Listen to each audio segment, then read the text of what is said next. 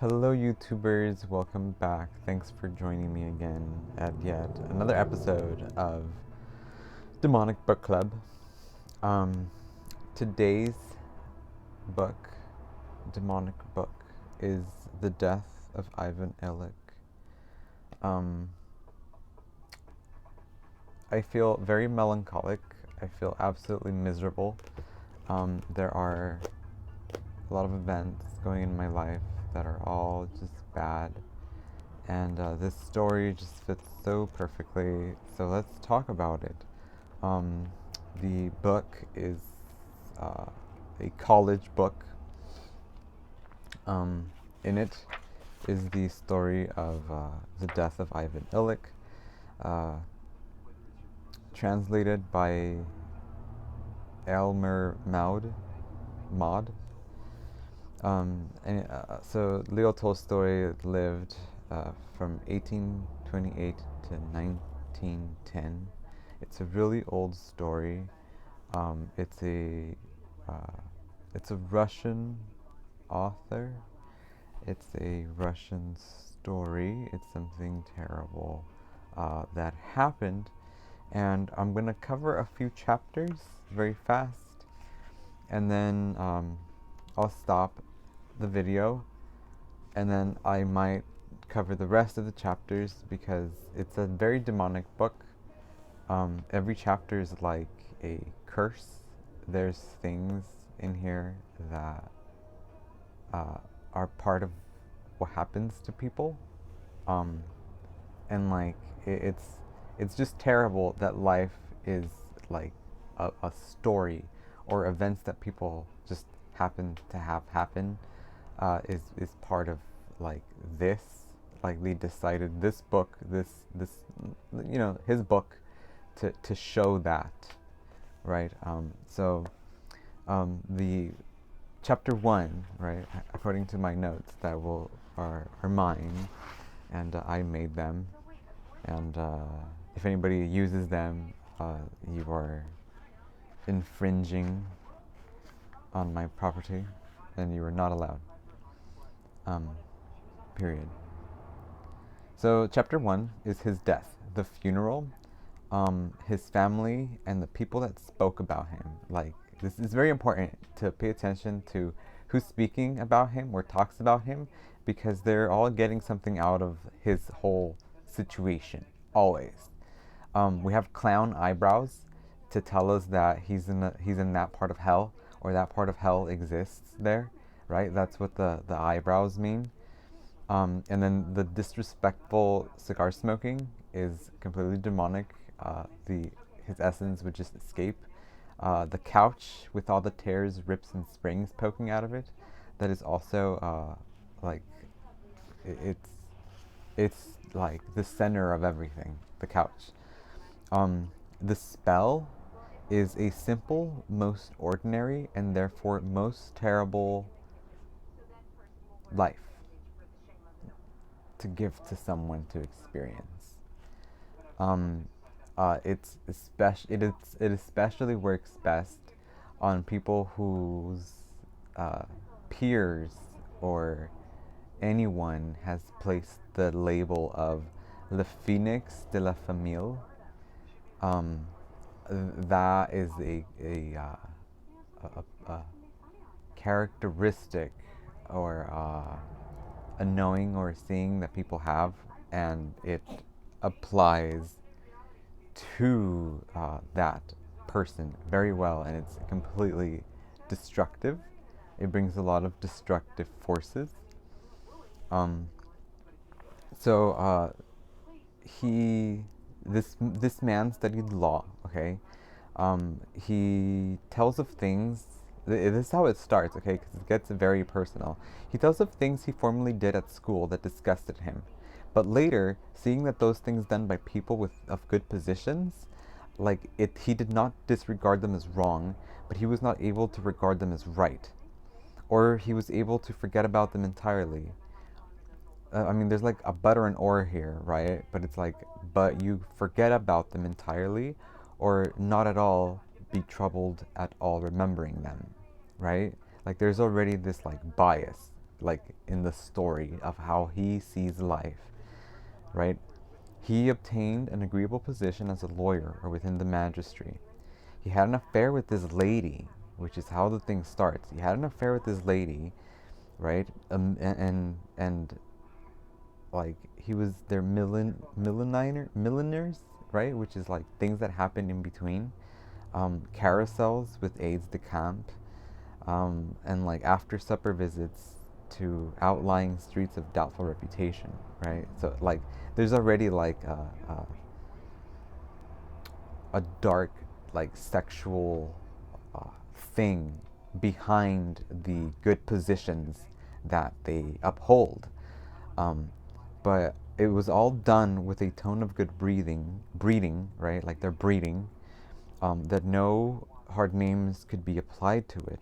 It was all in the guise, or in the disguise, I think, of being done with clean hands, or use the French terms, so-called "il faut qu'il se passe," right? Like they say these words, and then you could just do something, right? But they wrote it in this book as something that like he experienced, right? There was like a moral like dilemma with him, right? Of like how he's able to think about stuff and let go of stuff. Then the chapter continues, right? And then like he treated everyone well. He never abused this power, right? His expressions, he took on an attitude of rather dignified aloofness towards the authorities. Um, and like his attitude is what's mostly important, because people were judging him so much. Like already we judge him for the actions that we read, and then like that does not stop throughout the whole thing, right? A tone of satisfaction without altering elegance of his toilet. So like he would be fancy about how he would talk negative things, which I think pleased people, and at the same time like they took it, they wanted more, which was not a good thing. And then he married Praskovya Fedorovna, and I think I said it right. He was like shadowed, and like after his marriage, it wasn't good.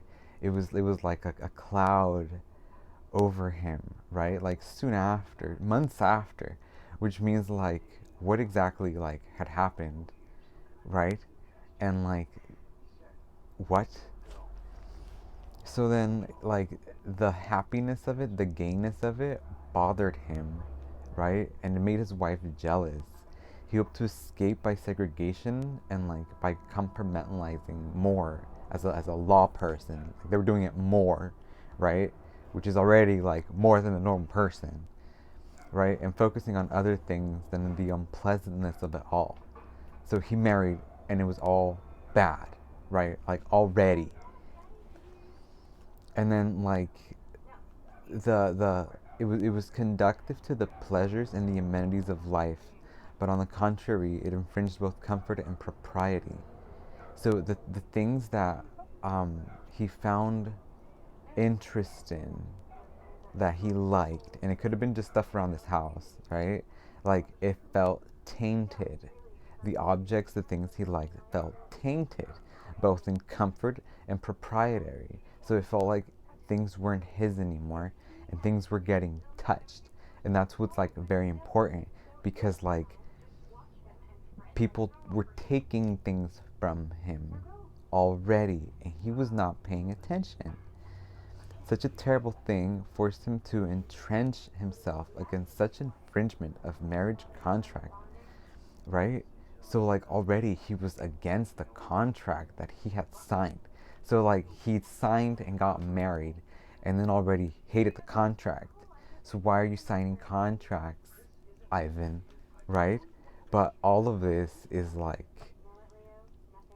a front, because we only read it as what's happening to him and not what's like going on with him, right? Like like what is going on with him in his circle, right? And like he, as time progressed, he disliked his married life and only used it for the conveniences, especially those that grant propriety of external forms like those required by popular public opinion. So all of these things, all these words, right? Like it sounds super like, oh, smart thing. Be like, no, he was just pleasing people based on like what they thought was the right thing for their social status, right? So this is very like, you know, housewives stuff. Like they were very like housewife stuff about everything, and none of the evil dark stuff was getting talked about, which involved sexual natures of the sort. Okay, none of it got spoken of in this like crazy book that people love to like do to people and like live as, and it's awful. It's just awful. So in 3 years he became an assistant public prosecutor. More children came, but 2 children died, and the story just like goes on like that. Like they had kids and they're like dead, right? Like never mind them, and like they just live with this trauma, right? And like his aim now was to free himself of all the unpleasantness, right? And like the whole time they're like, oh, like free yourself, like become free, lose all your stuff. And the family semblance and harmlessness and propriety, like the pleasant tone of his words became off fake. So he started losing his self because like he was trying to get rid of unpleasantness, which already was something tainted from the beginning of the story. So like what the hell is going on here? Because like people touch stuff, like everyone touches stuff. So like why is all of this extra stuff tied to everything we own, right? Like excerpt out of the story, like that's true. Everything we own is like attached to stuff. So why do people like bring this story to life when that's already going on? He spent less and less time with his family, and more he felt fulfilled in his work and power.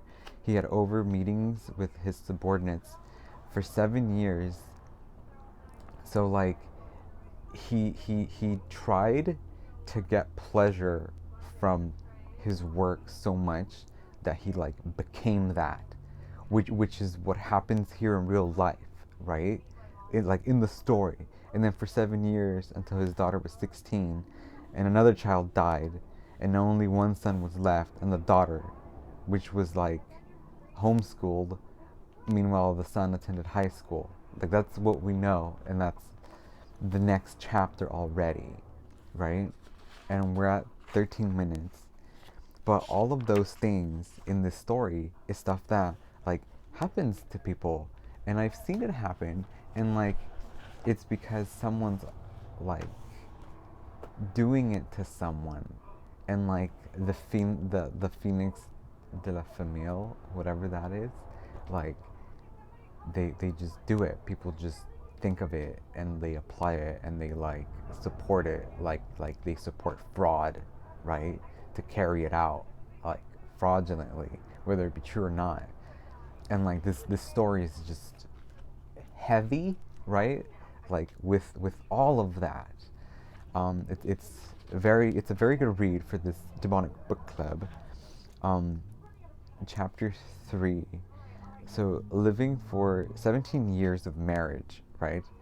And this was after he married.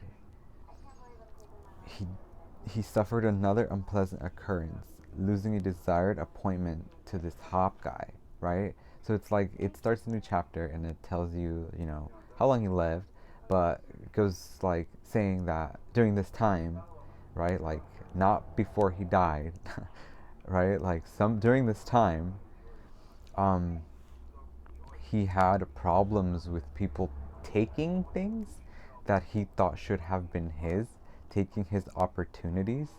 And when he like spoke about it in his angered way or upset way, which like again like the people judging him were just judging him, and like no one was looking or caring, right? Because they wanted all of this to happen to him. They wanted to take everything from him. Whatever it is he had, whatever actions he had, they wanted to take from him.